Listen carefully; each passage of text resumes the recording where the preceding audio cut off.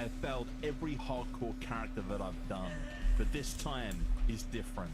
I will reach 60 as a protection paladin, and I will take every instance on my way to 60 or die trying. Today, I become a pirate, tip my fedora to the miladies, and take on Deadmines to defeat Van Cleef.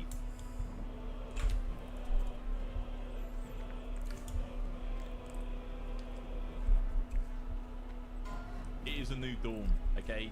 The paladin is back, of course.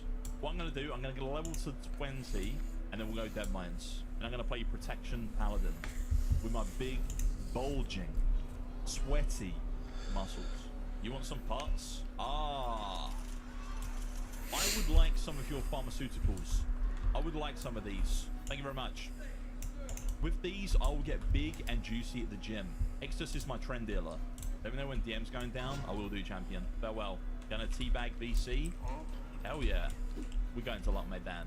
I will get level 20 today, and we will go into Deadmines. We will defeat Van Cleef in the name of the light, of course. Right. Let's quickly go kill these trucks, boys. But before we do that, we have to take my gym enhancements. Let's go.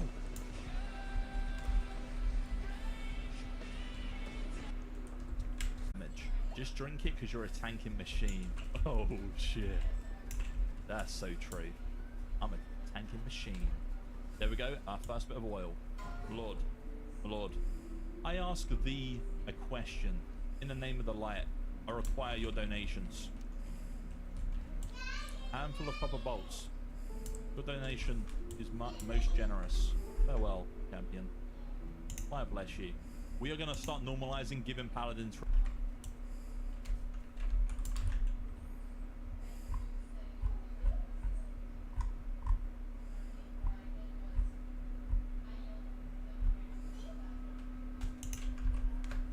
We're making Italian beef sandwiches.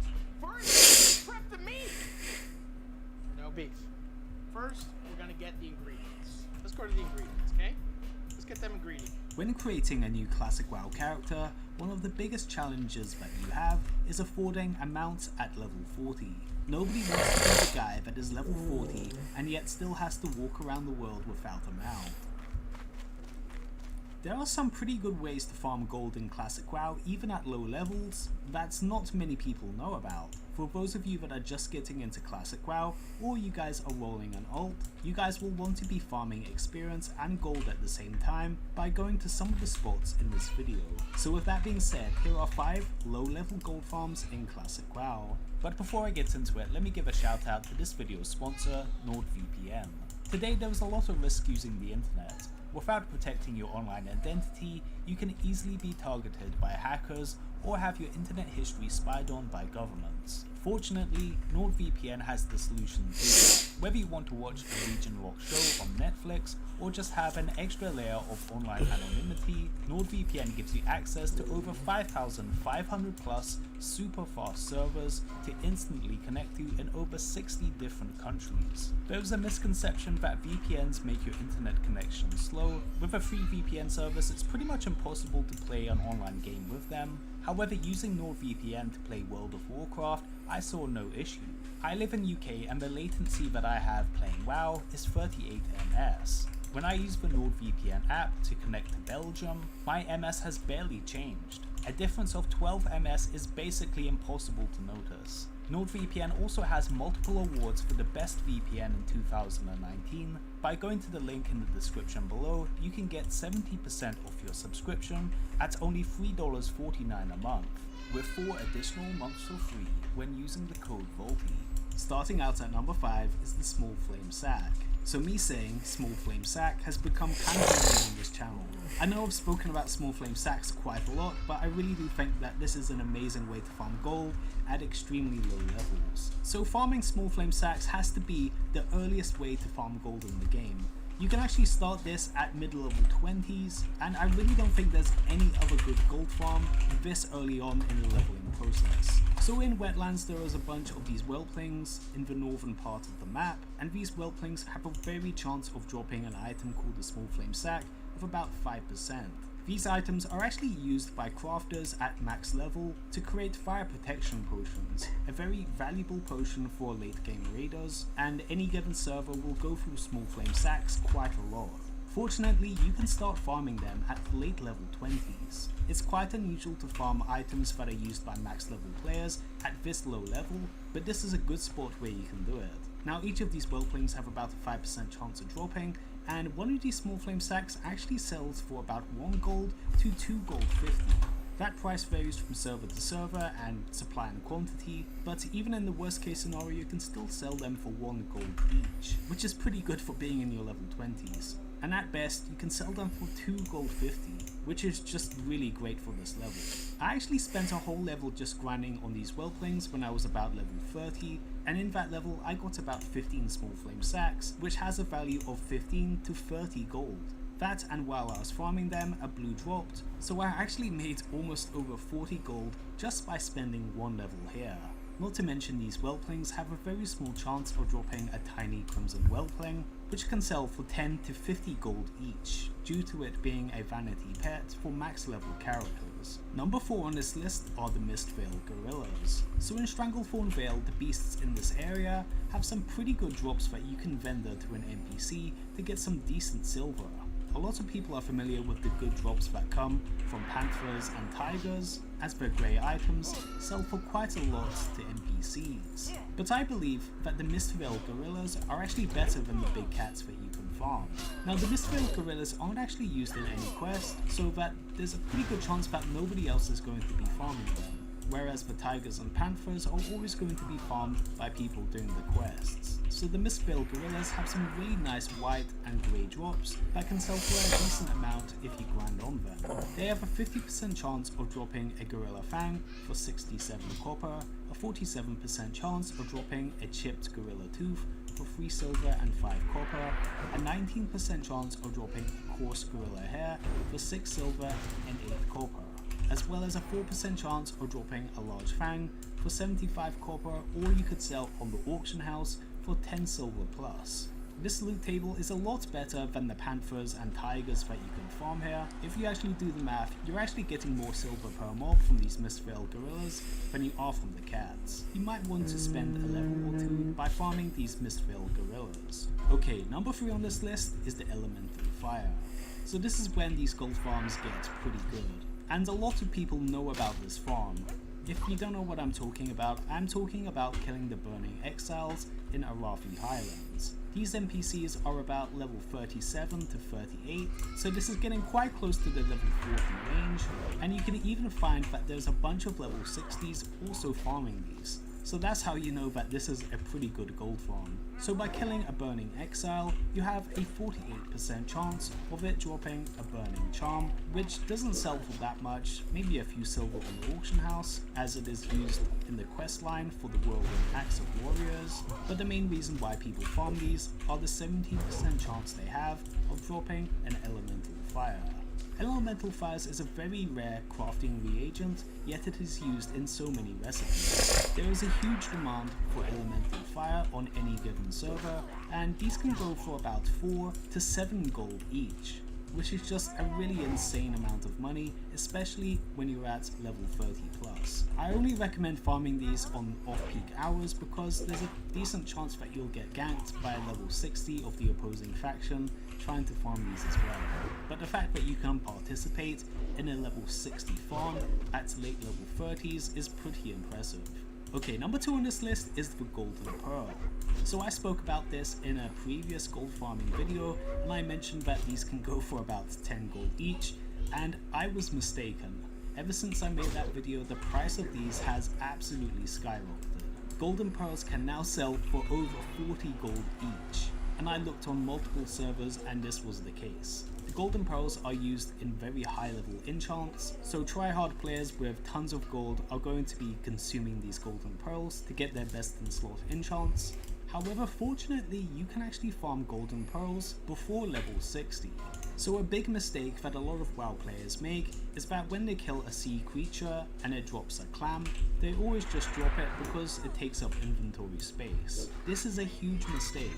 every clam that you get in WoW, you definitely need to check, because a clam will usually only have some clam meat, but in some rare circumstances it can give you a pearl.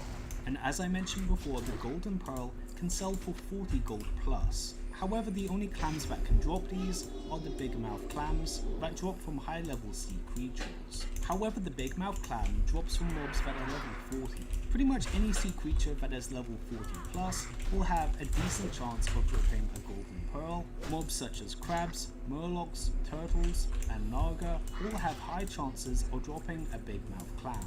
When you're approaching the level 40 range, you can target some sea creatures, such as these naga in Stranglethorn Vale, or these crabs also in Stranglethorn Vale. They all have a very high chance of dropping a big mouth clam, and in each big mouth clam, there is a small chance that you can get a golden pearl. Some people complain that it's quite rare to get these, however, even if you just get one golden pearl to drop, that is going to cover the price of pretty much half of your amount. So I highly recommend that you guys stock up on some clams and never ever drop or vendor a clam, because in each clam there could be a small fortune. Okay, so number 1 on this list is the Transmute Arcanite recipe. To be honest, I probably shouldn't be telling you guys this. This is kind of like a gift to my subscribers, as after I make this public, the amount of gold that you can make from this is going to be a lot less. So in Classic WoW, there's a bunch of vendors in the game that can sell some rare stuff, and more importantly, profession recipes. Some profession recipes are in some unique locations that are quite out of the way and less unknown.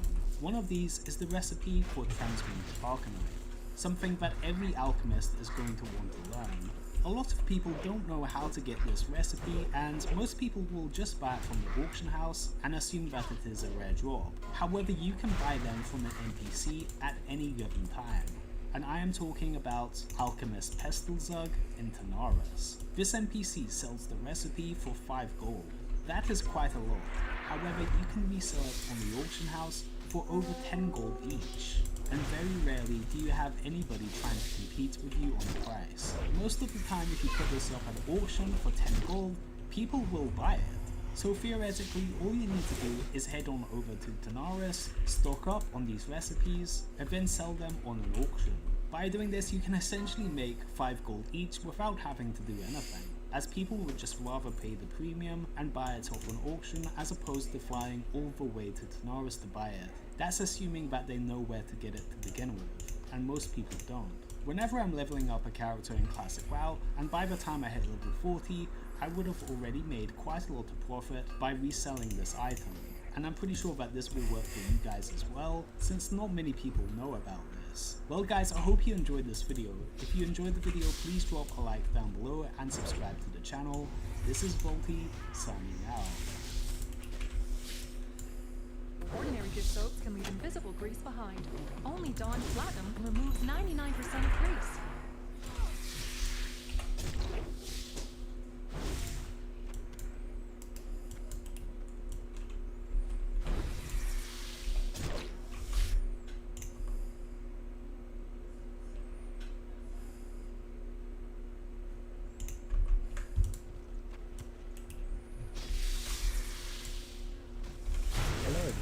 Frost here. Welcome back to a new Classic WoW video. This is the 4th episode from the Rags to Riches series. Previously we talked about how to get gold quickly if past level 40 and you still don't find yourself in the position of owning a mount. The video received very good feedback and I thought you guys really enjoyed this type of format where we cover grinding spots in detail. Today we're going to do something similar, but instead of touching the low level zones, we're going to explore an endgame spot, one of my favorite vanilla places to acquire gold from. We're going to see how much gold can be made per hour and what professions are great to have in order to become more efficient. If by any chance this video ends up being too long for your taste, please check the timestamps in the description down below. Without further ado, let's explore. In order to do this, we have to venture into the Eastern Plaguelands, once known as Daromir Forest, a place that used to be beautiful and brimming with farms and small villages. The regional government was centered around the city of Stratholme, the largest city in Lordaeron. Also, nearby were the towns of Darrowshire, Corin's Crossing, and Tyr's Hand. The eastern plaguelands were hit pretty heavily by the undead plague. Everything that roams here now, it's evil, cursed, or something else bad. Restless ghosts prowl the area, many of them refugees from the Battle of Darrowshire. It all started when Kel'Thuzad was given a charge by the Lich King Ner'zhul to create the Cult of Damned and spread the plague of undead through the human lands of Lordaeron.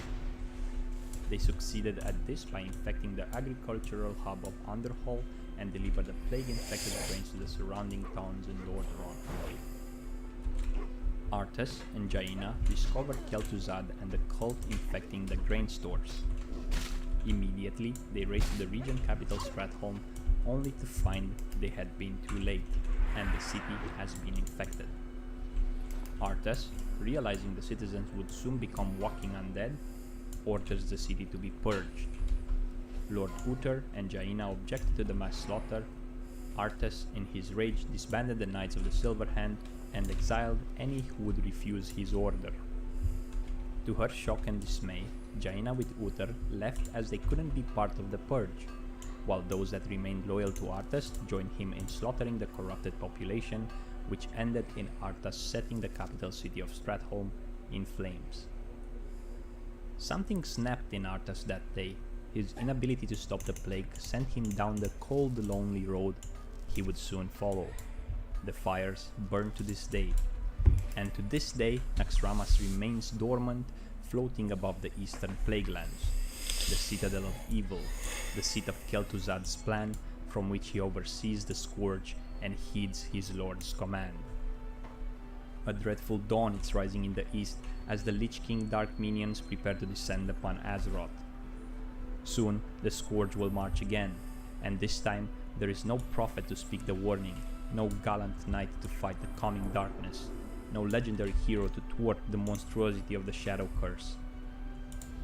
Who, then, will be the fire that burns against the cold, the light of hope that prevails beneath the shadow of the necropolis?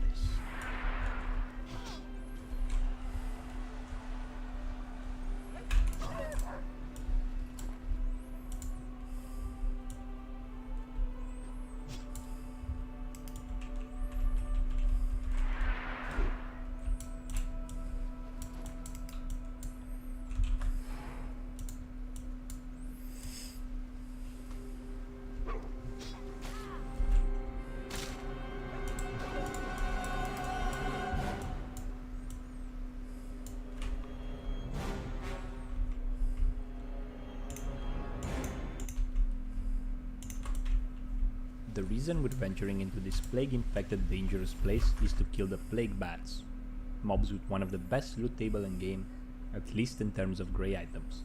They consistently drop 4 of them.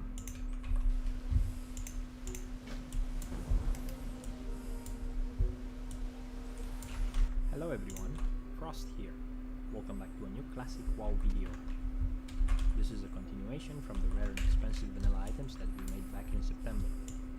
That video received very good feedback, getting close to 100k views and having one of the best audience retention, which led me to believe that you guys really enjoy this type of content. Like we said, vanilla is abundant in rare treasures, and today we're going to discuss 8 more of them, explaining how to obtain and why they worth so much. This should serve as a piece of information, a little bit of knowledge to carry with you in the upcoming classic release. Because it would be a shame to find yourself in a position owning one of these items and not knowing the true value of it. Knowledge is power, and power is to be wielded wisely. Without further ado, let's explore. The first item in our list is kind of odd, a hand, the hand of Edward the Odd. This is a direct reference to the early World of Warcraft developer Eric Dodds, although he might be known for being the lead designer for Hearthstone. This developer worked on almost every game Blizzard had to offer, from StarCraft to Diablo, in rather really important positions, until that bright moment when he joined the newly formed World of Warcraft team, where he spent 8 years serving as a system designer. One of the roles he had for World of Warcraft was to design the professions for players, including engineering. Dodds was responsible for the Gnomish mind control cap, explosive ship, discombobulated ray, ultra-safe transporters, and all the ridiculous gnomish and goblin inventions. He was then moved from World of Warcraft shortly after Wrath of the Lich King expansion arrived, to Diablo 3, and ultimately wasting his creative talent on a card game, Hearthstone. If this man had slightly more influence in the team, the first expansion of World of Warcraft would have been called Goblin vs. Gnomes, as he was oftenly stating and being excited about it. Edward the Odd, the unseen character created by Eric, it's more of a shadow of his personality, known as a very eccentric human paladin, where the odd stems from his abnormal sense of fashion. Although Edward looks strange, he's not a pushover apparently, and is referred as the Empowered.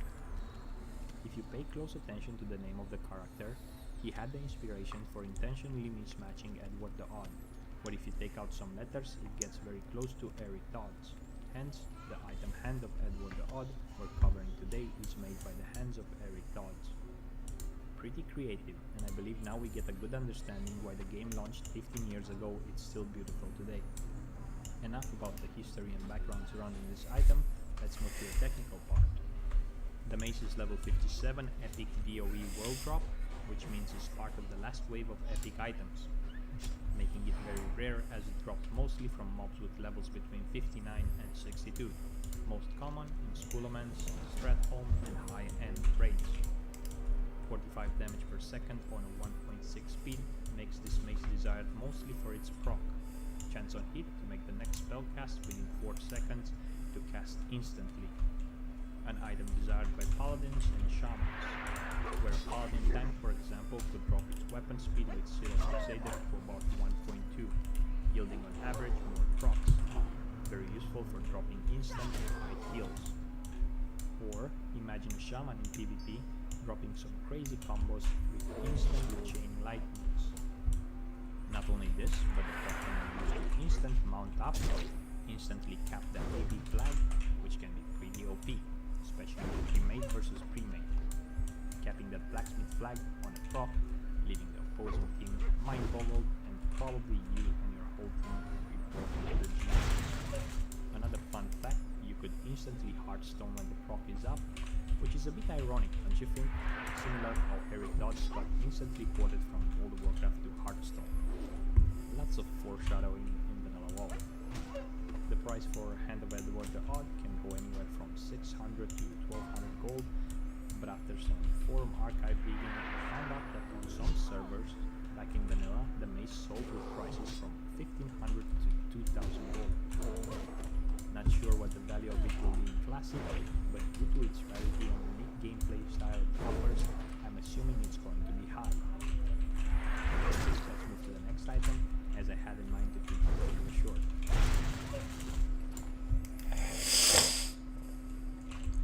We're making Italian beef sandwiches. First, let's prep the meat.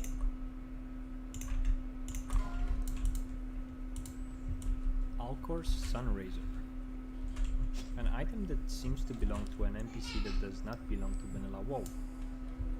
Alcor is a level 60 Blood Elf rogue training with Instructor Cell and other trainees in the murder role of Solomon City.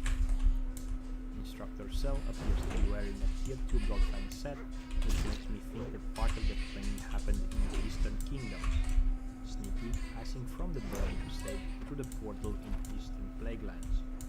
In one of the journeys, Alcor lost his Sunraiser dagger and remained forever in the history of Classic WoW. A level 58 BOE dagger with 45.4 damage per second and a chance on hit to blast the target for 75 to 106 damage. But this is not why this item was expensive back in Vanilla, and will be probably expensive in Classic WoW. The reason why this rare piece of item is expensive is because of the 1.3 speed. Being a fast weapon, it could do wonders for assassination rogues with applying poisons. But still, the rogues that desire this dagger are still a minority, and most of them wouldn't even pay the price for it. So, the winners are the tanks. Warrior tanks, because a big chunk of the tanking community consider this tanking one of the top threat per second weapons up to max rounds.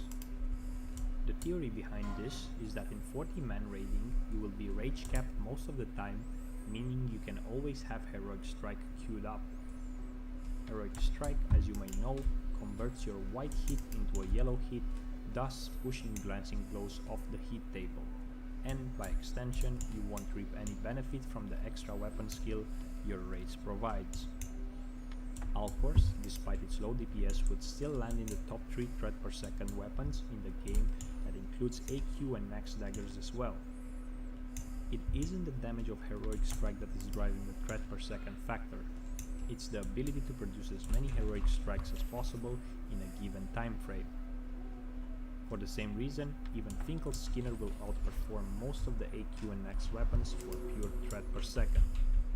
Keep in mind that this heroic spam is only in raid situations, and even then not in all fights. They also have an argument that this might be better for 5-mans, same theory, the faster the better, but not necessarily for heroic strike. You need to get an auto attack off ASAP and get your first Sunder armor. If you have a 2.5 speed weapon, for example, and you get dodged, blocked or missed, it will be 5 seconds before a second attempt to hit, thus losing aggro and being perceived as a bad tank. Now, you might not agree with these theories, and some of them might not even be right. As vanilla tanking, it's still theory crafted after 15 years. But the point is that this dagger will be highly desired, and the price of it can go anywhere from 800 to 1300 gold, depending on how many hardcore dedicated tanks your server has. It drops with a very low chance from high level mobs, 59 to 62, most commonly in Skullomans, Stratholme, and Blackrock Mountain raids. Probably the same areas where Alcor used to travel in his journey of becoming a better rogue.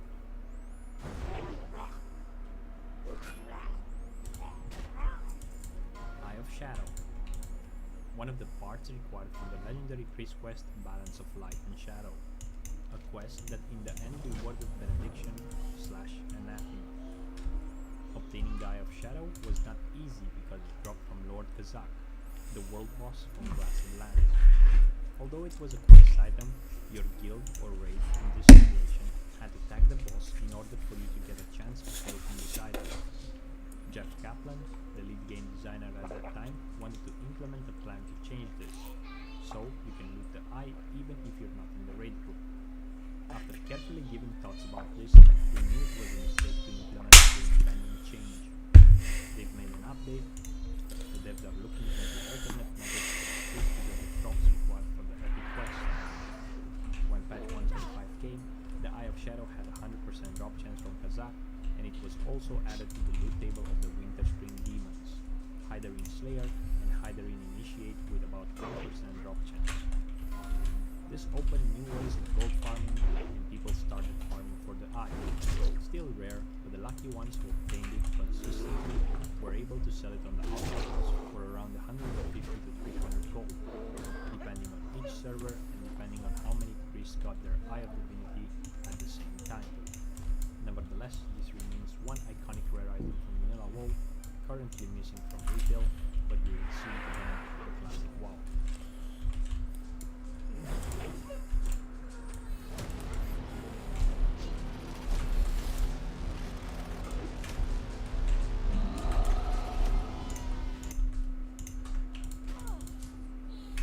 Mature Blue Dragon Sinew, which is a pendant of the Dragon King from the Blue Dragon flag, a rare item sought after by hunters in order to obtain the ancient Sinew wrapped lamina, an 18-slot epic quiver, part of the Hunter Leaf quest.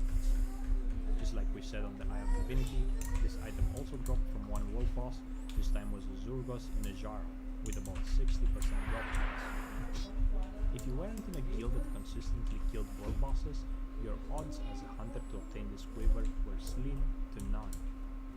Even if you were in one of these elitist guilds, I remember that some of them choose to sell the blue sinew on the auction house for thousands of golds, thus using that gold for guild progression. I mean, the quiver didn't give anything special other than 2 extra slots capable of carrying 400 more arrows, and of course the epic color. A 16 slot would have done the same job. When patch 1.5 came, the sinew dropped with 100% from the Zurgos, and it was also added to the loot table of the elite Blue Dragon Kings in Winter Spring, just like they did with the Eye of Shadow. Unfortunately, while the Eye of Shadow had around close to 1% drop chance, the Blue Dragon's Moon was more of a 0.1%, making it significantly more rare, thus more expensive for hunters. The estimated price for this item was anywhere between 500 gold and 1500 gold, making some hunters drop all their budget for a quest item.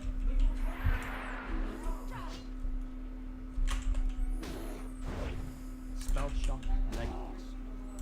This might come as a shock, but this is one of the most rare items in the game. In our previous video we said that Eagle Blazing Longsword holds that position. These pants is one of the 10 DOE rares that drop in Zul'Farrak. This dungeon, compared to other dungeons, like Scarlet Monastery, tends to drop rare DOEs significantly less than other dungeons. In order for a level 45 item to drop from a mob, the mob has to be 24 levels above the required level of the item. The only mobs in Zul'Farrak with the required level to drop these pants seem to be the bosses, which means that only a handful of mobs in Zul'Farrak will have a 0.0 something chance to drop pants, making them one of the most rare items in game. Now, I'm not sure about the price on this item, but considering that the resting sword pants for the level 49 twin bracket, I assume it will be anywhere from 300 to 500 gold maybe. I don't know about you.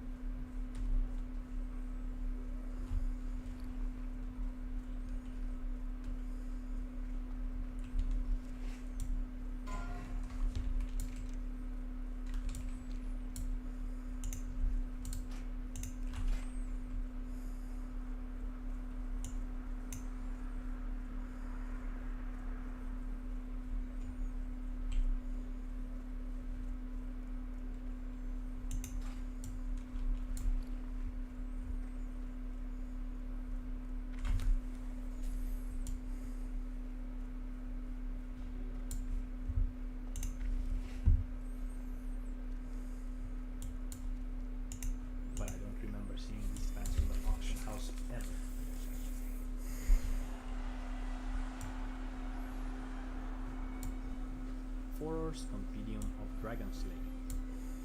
This item's name is a reference to Alex Afrasiabi, aka Horror, Blizzard quest designer in Vanilla WoW and lead quest designer in Burning Crusade and Wrath of the Lich King. Alex started as a hardcore gamer playing EverQuest 1, being the first rogue to reach level 50. Back then, he was known as Forer, the guy who complained on forums that the game mechanics are not on point, and most people knew him for his ideas on how the game should work, from player to game developer. It wasn't long until Blizzard hired him, and then Jeff Kaplan, who was also a hardcore EverQuest gamer. Maybe they came as a package. Of course, Kaplan obtained the lead game designer position, and together they played a big part on what Classic WoW became today.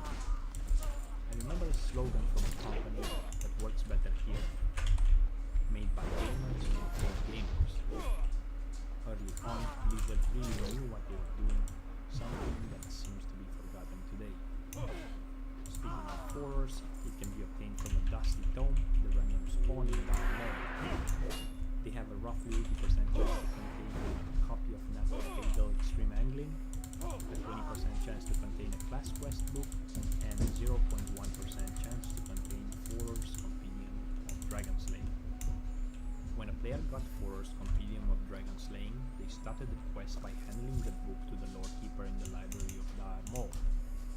He gave the player an item, Unfired Ancient Blade. The quest required the player to slay the Slate Onyx Engineer and place it on the ground where it needs to be hit by Wisdom just clearing fire cells. Once hit, the blade will turn into a heated ancient blade, which the player then could pick up and use it to stab Onyxia's dead body once they had slain her. This would transform the sword again, giving them a treated ancient blade.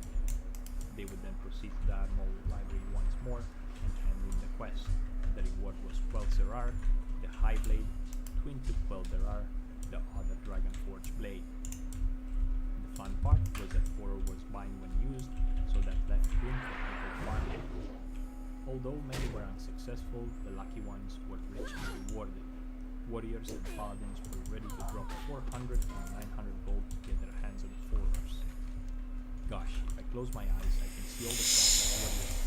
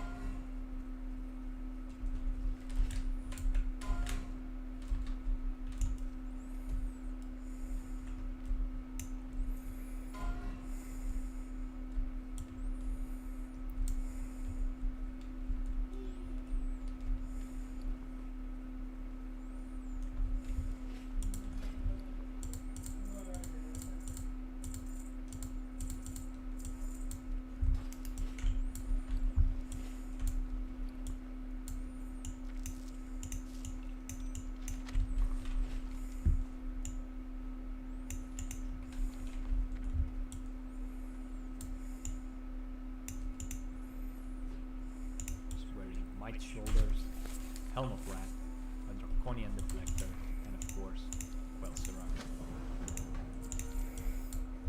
We're making Italian beef sandwiches. First, let's prep the meat.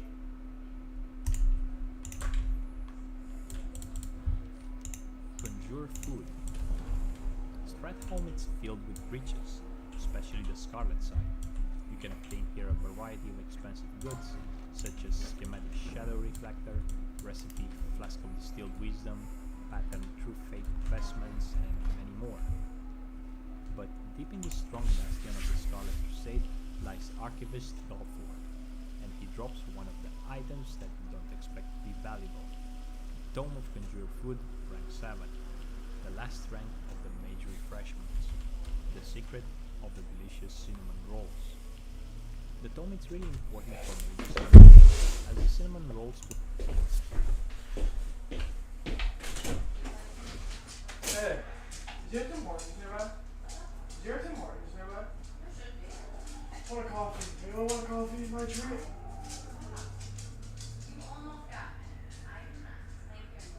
Damon, you want coffee?